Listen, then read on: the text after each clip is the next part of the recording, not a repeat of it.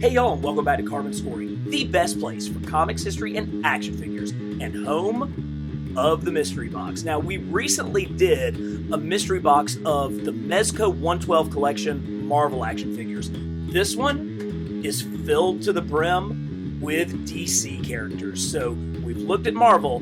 Let's take a peek at the distinguished competition. And right here, start with the Flash. So the Mezco 112 collection are a series of 6-inch figures that each come with a unique stand. These stands are super cool. They have this peg hole which can go in their feet, or it can support a flight stand that goes in there. But they all have individual logos of the character, and how great a way to start than with that fabulous Flash logo. Let's pull out the Flash here. Oh yeah, man, that is a good looking Flash. So Barry Allen's Flash was really kind of, when he first premiered in Showcase Comics, it's generally considered the beginning of the Silver Age of comics. It kind of was the rebirth of superheroes, and he has this just so simple but such a perfect design. The red and the yellow with the lightning bolt highlights, the little Mercury wings, which he does have on his feet here. Just one of the most classic designs. I think it was designed by Carmine Infantino. I think I'll have to go back and check that. Mezco, when they do their figures, they take a little bit of liberty with them. They change the costumes around just a little bit. Now, with Flash, they stuck to a pretty standard, pretty comic-based costume. The only thing I can really appreciate is there's a little bit of difference, a little bit of added kind of tech pieces and sculpting up here on the mask. And the mask looks more like a helmet than it does just kind of a cloth mask over the top of the character. But oh, what a great one. And that red and yellow just really pops. And of course, these figures come with tons of accessories. Here is like a swooping, I'm not sure where this is supposed to go. He does have these incredible like Flash effects when he's traveling across time, breaking the speed of light. You know, the Flash is the fastest one there is. I know there were plenty of Superman Flash races in the comics back in the day, but my money is always going to be on the Flash. Next up, right here on top, Green Arrow. Nice. Okay. Green Arrow doesn't have as kind of unified, definitive logo, but that's still a pretty good one. When we break the character out, we can see this is a good example of Mezco kind of taking their own like swipe at the figure. So Green Arrow's 1960s look was kind of more of a Robin Hood. He had the pointy hat. This one is much more like when Green Arrow appeared in the 1980s in the Prestige format title, The Longbow Hunters.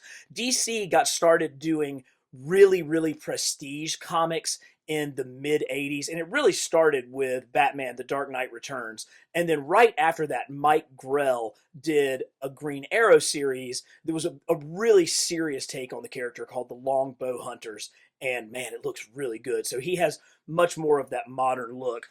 Of course, you get just exactly what you would expect with Green Arrow. With this Green Arrow, you get straightforward arrows, a compound bow, extra hands. Because this isn't the goofy 1960s Green Arrow, you're not going to get like boxing glove arrows. It's much more of a straightforward archer, but I think I really prefer that, particularly for these soft good figures, because this kind of leather, this thicker material, these rubber straps, how well that the quiver, and it's more of a modern quiver, but he does still have his hood, and the hood has underwire in it, so you can get it to kind of crunch down or get it into some super cool looking poses. And we should see that with the underwire through a lot of these other DC characters. So nice. Hey, you knew it wasn't going to take us very long to get to the one and only Batman. And once again, so this should be, a very, very retro bat symbol on here. And I think because this is meant to be kind of that Detective Comics 27 origin Batman. Now, this one I really haven't played with at all. He still has the plastic underneath his arms. These come really nicely wrapped. But one of the ways that you can tell that this is much more of an Origins Batman are these ears. They kind of go out to the side a little bit more, kind of the way that Bob Kane maybe drew them. A lot of swiping, a lot of taking credit for other people's work by Bob Kane. But he has more of a modern belt along with the classic logo in what does kind of appear to be kind of an armored look. But then when you get this cape out, it's that leathery. I mean, it really does look like leather. It's much more of that old leathery look, and it just splays out so well, just almost exactly like what Batman looked like on the cover of his very first appearance in Detective Comics 27. So a nice kind of twist, a very classic 1930s take, but with modern touches with the belt and a little bit of the armor. Very nice, but really the key to this is that leathery cloak, that leathery cape that he has, and those huge ears. Really good. Really good. Let's get another one of the big three. Here is Wonder Woman. Now, you know she's going to have a very classic logo, but I think this is actually the movie Wonder Woman logo because I think that's what this figure is based on. That this, again, this one, I really haven't opened this one up much either. She's still got the plastic wrap on her as well. So we're getting, I think we have to pop her head off. There we go. Let's put it back on. So this is movie Wonder Woman, and this is supposed to represent Gal Gadot, one of the most beautiful women on earth. I don't know that this figure really does Gal justice here. It just almost seems too flat, right? There's not enough kind of paint app to really bring out her features. She needs more coloring around her eyes. But the figure itself, with all of the detail of her suit, these are a little bit of soft goods there that kind of sort of flap down, these great boots with all of that gold and red detail, and of course, a really, really excellently sculpted head. She does have an alternate head. Not much different, guys. I mean, that's, this one has a little bit more of an open mouth action face, whereas this one is a little bit more stoic, and a little bit of subtle difference to the hair, but not much. That's, I mentioned this in the Marvel ones. If you're going to give me alternate heads, I want them to be different enough that I really have to make choices as far as how I'm going to use them. When they're just slightly different, it's not really worth it. But an excellent member of our big three with Wonder Woman. All right, here is Deathstroke the Terminator, one of the Teen Titans' greatest enemies, and that's pretty cool. That looks like a George Perez drawing from that classic run on New Teen Titans that was written by Marv Wolfman and drawn by the recently, this past year, deceased George Perez, one of the greatest comic artists of all time, and the designer of Deathstroke. So Deathstroke is cool because he only has one eye. He wears an eye patch over his right eye, and so his costume has his left eye open and then his right eye sealed, and they captured that with the duality of the blue and the orange. This goes way farther into a tech zone than maybe I'm really comfortable with. I do kind of prefer the more classic looks for these characters. Of course, he comes with his sword, and it fits right nicely into this sheath.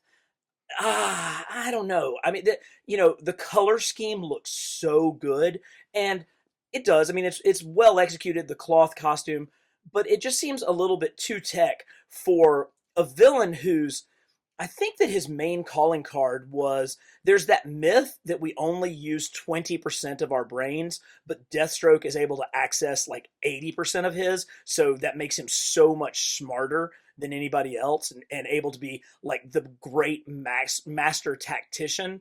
But I don't know. This one's a cool figure in itself. Just in and of itself, it's a cool figure, but a little disappointing to me because it veers too far away from the classic look. Ooh. Oh, takes two hands to lift this one. Holy cow, this thing is massive, and you've got the giant Omega, so that it has to be Darkseid. Ooh, and Darkseid, that's metal. So he really does have tremendous weight. And oh, look at that head sculpt. Look at that brow. That's just such a classic Jack Kirby figure. You know, when you see a figure with these kind of proportions that looks kind of like the Hulk or like the Thing from Marvel Comics, you know that this is a Kirby design, and they really came through with this one. Oh, he is just huge. This is metal. Down here, his feet are metal. His chest plate behind, there's a little bit of plastic or that pleather on the top, but it's metal underneath. Oh, there's a mother box. Oh, and very cool, it has a magnet so that it stays right there. So that mother box magnetizes right onto his back. And I'm fairly sure that this guy shoots omni beams as well. Let's take a, yes, here we go. You can change out the faceplate. Let's see how easy that is to do. Pretty easy. Again, comes right off with a magnet, and you can put the Omnibeam's faceplate on, and I think that it even lights up. You know, these have been in storage, so I haven't put the batteries in them because that has a chance to corrode the figure. But look at that Kirby blast beam coming out of the eyes of Darkseid. Oh, so awesome. Let's see. We'll take this off. Let's see if there's another head sculpt. We've got some extra hands. Here's a third head sculpt. Much more smirking, you know, the Lord of Apocalypse looking over all that he controls with a powerful smirk. So cool. That thing is an epic action figure.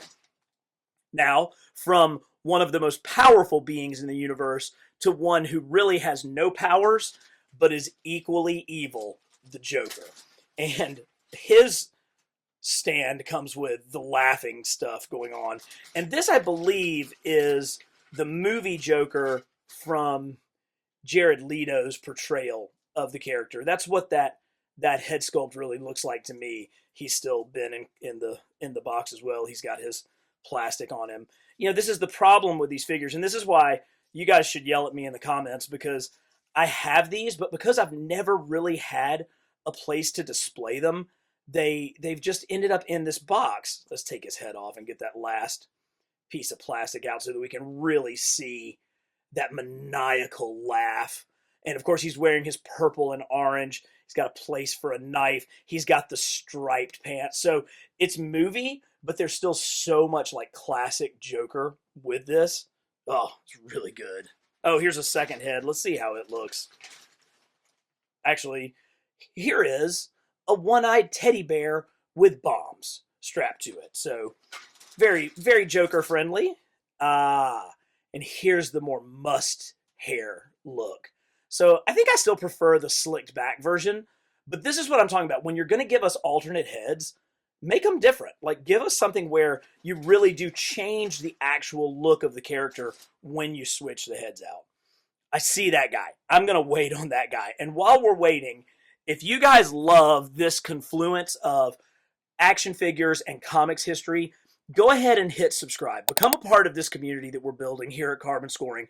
Every week, we're bringing you the very best in comics history and action figures, and I just would love for you to continue to be a part of it. And if you like the video, hit like, share it with your friends, and of course, click that subscribe button. Because now we're back. We're back to Batman, and everybody loves Batman. This one is, you know, whereas the previous one was more of a throwback Batman, this is much more of a modern Batman, although very, very similar stands with that. Of course, he just comes with a gazillion accessories, all these batarangs. He's got like a mechanical bat. There's a Bruce Wayne head. There's a second bat head. But let's look at the main man himself. Yeah, this is kind of that 90s more modern Batman, larger bat emblem, kind of a slim down, but still has the pouches on there, and then all gray and black. He's missing the outer underwear that your classic sort of 70s, 80s Batman has, and ooh, he's got some scuffs on his chin. I may have to switch that head sculpt out. He does have all the classic elements of his costume, like the three little, you know, bat things that come off. His cape is not as large as the previous one, and it's also significantly thinner. You can see it's much more of a slick sort of material instead of that really, really heavy leather material that the first one that we looked at came with. And much like some of these other Mezcos, there's a little bit of liberty taken with the design, with more tech elements on the boots and even in the suit itself. But, and again, we've got smaller bat ears and ones that don't hook out to the side quite as much. So more of a modern 90s Batman with this one. Can't have Batman without Catwoman. And Catwoman has had numerous looks over the years, but this is truly the one that I prefer. And it's the one that was designed and created by another fantastic comic artist that we've lost just within the recent times, Darwyn Cooke. And she really has that cat burglar look to her. So Selina Kyle has had, like I said, numerous looks. She kind of had like a big like flowing cape in some of her earliest looks, and then throughout kind of the 60s and 80s was more purple, kind of a woman of the night type of look. I like this. I like the slick cat burglar look of someone who could sneak into a museum and steal a priceless diamond. The goggles give her that cat look. She's got the little ears up on top. And, she just looks really good in skin-tight leather.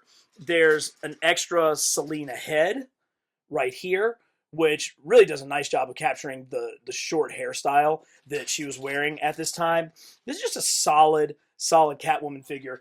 A lot of you probably are familiar with this look for Catwoman because this was how Jim Lee drew her during the Hush storyline. And so that's probably more famous than Darwyn Cooke's work, but it really did come from Darwyn Cooke, and he nailed it. He absolutely crushed it with that design. Who's this? Oh, that's another Batman. We're going to save that Batman. Let's grab Hal Jordan Green Lantern.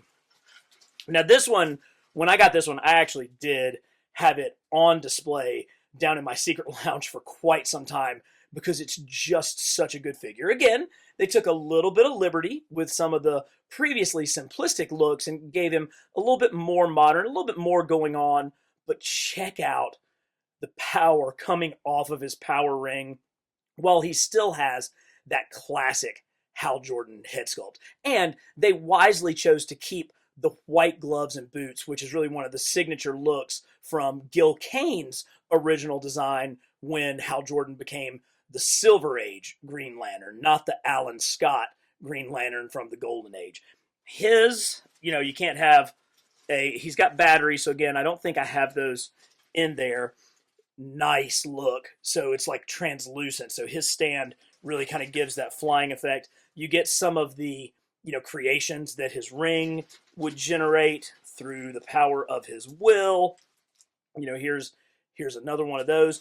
But I'm trying to find, you can't have a Green Lantern. There it is. Oh, here's another really cool one. I like this. Let's put it on. I'm gonna switch these out. I really like the look of this power effect coming off of his power ring.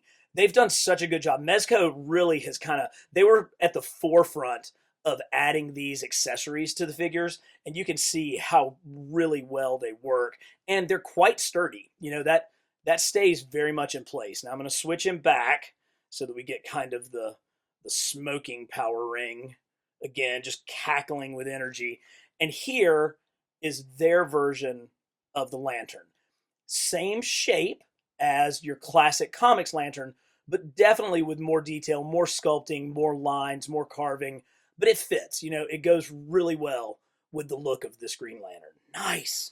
Oh, that's so good. Okay. Oh, you know what? Let's grab the Man of Steel. We'll grab this one because there's a second one in there. This, much like Batman, they've done numerous versions of Superman, and this is the more modern Superman. He's got kind of a raised S, but he's pretty doggone. I dropped some kryptonite. Let's put that in there. Oh God, look at that. I'm kind of losing my mind. I haven't seen these, and so like when I look down and I see the Bottle City of Kandor, I'm just like, oh my gosh, that is so cool. Of course, he comes with the classic like steel, like from that great Neil Adams piece of art where where Superman is like breaking through the steel chains. That's so nice. And I bet this head actually has, yeah, look, it's the angry about to hit you with his power vision. But a nice Superman. A little bit darker on the blue here, but a really terrific red. That cape's maybe a little bit longer than I'm used to with Superman, but thankfully this one does have his undershorts, because they've tried it. They've tried to do Superman without him, and it just doesn't work. He needs to have that 1930s strongman costume to really be effective as the classic Man of Steel. So good. All right, let's see. Oh, Shazam! Here we go with Elvis's favorite superhero. So, Captain Marvel, also known as Shazam, after Marvel Comics sued the crap out of him to kind of get that name back.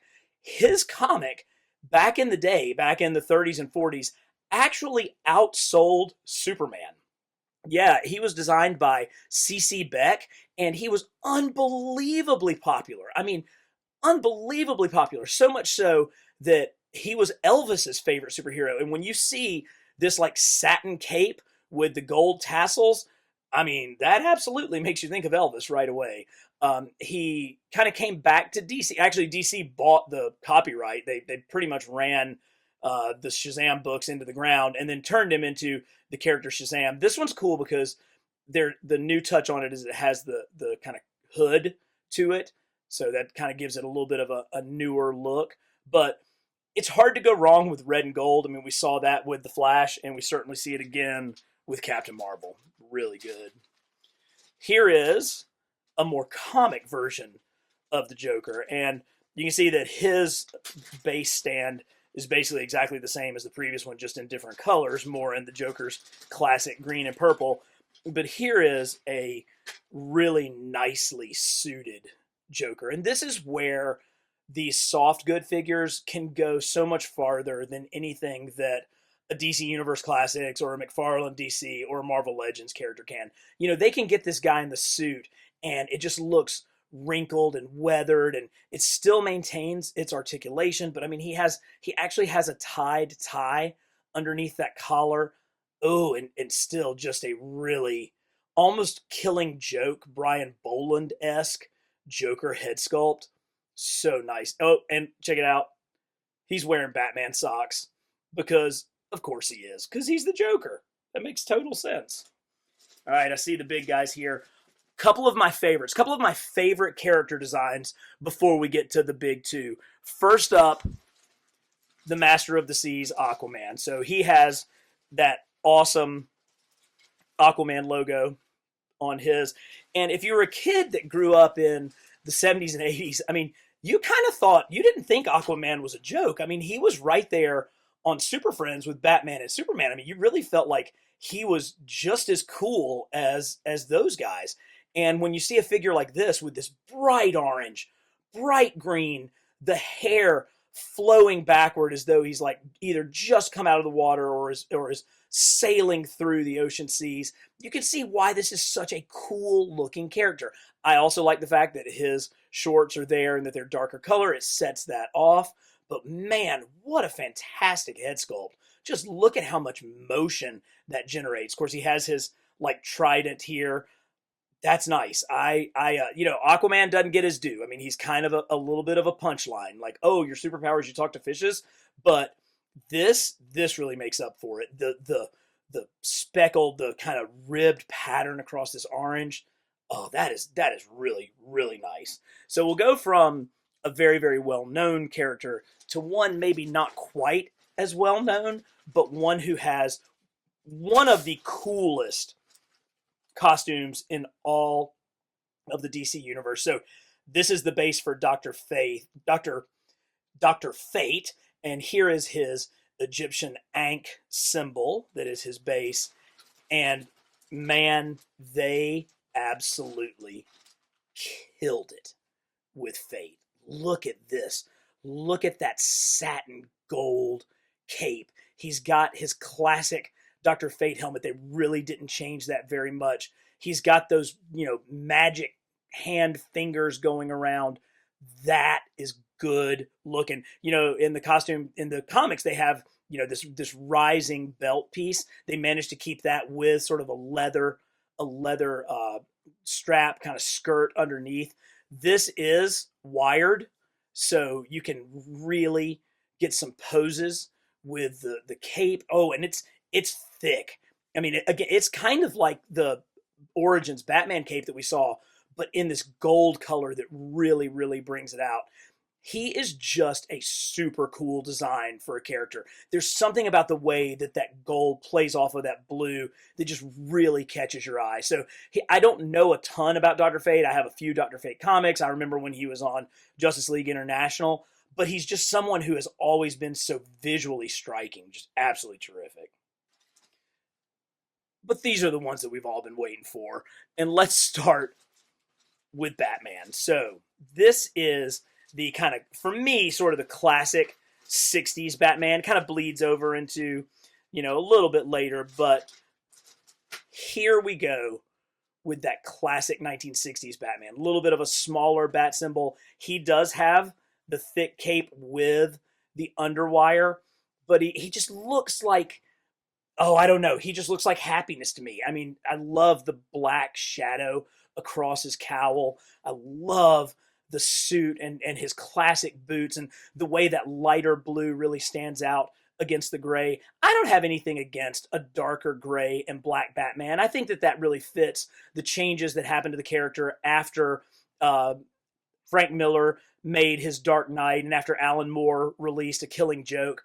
But there's still something to be said about your super friends Batman. You know, the guy that you grew up with, the Batman that's still reminiscent of, you know, the 66 TV series. And that's exactly what this one does. And of course, that's represented by sort of that classic time frame. That's sort of the 66 TV series logo there. And he has every accessory you could hope for.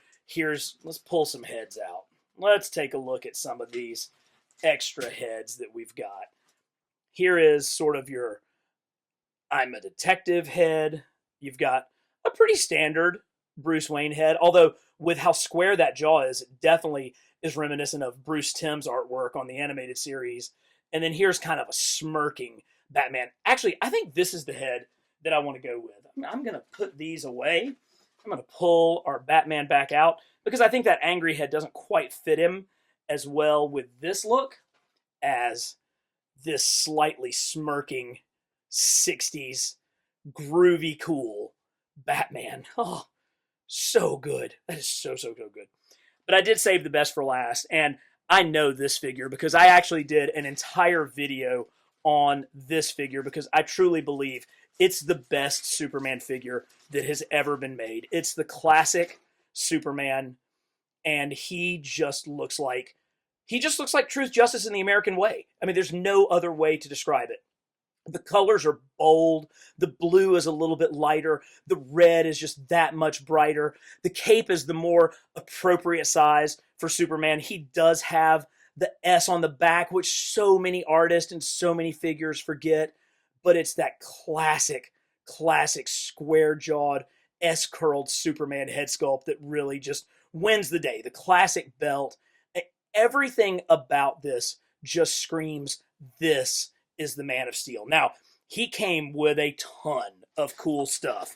And I actually went over every bit of this in detail in my other video. So I'll put a link to that at the end so that you can check it out because it's worth it because there's just so much going on with this figure, even down to explaining all the different types of kryptonite that he came with. He has the Phantom Zone projector straight out of the comics. So for me, this is the definitive DC Comics action figure. This is where all of our love for superheroes comes from. It all comes from this guy, and I really feel like this is the ultimate expression of everything good with comics, this Superman. Hey, if you like this video, give it a like, share it, keep spreading the word about Carbon Scoring. We're coming to you every week with new videos, and as always, for the best in comics history and action figures, subscribe to Carbon Scoring.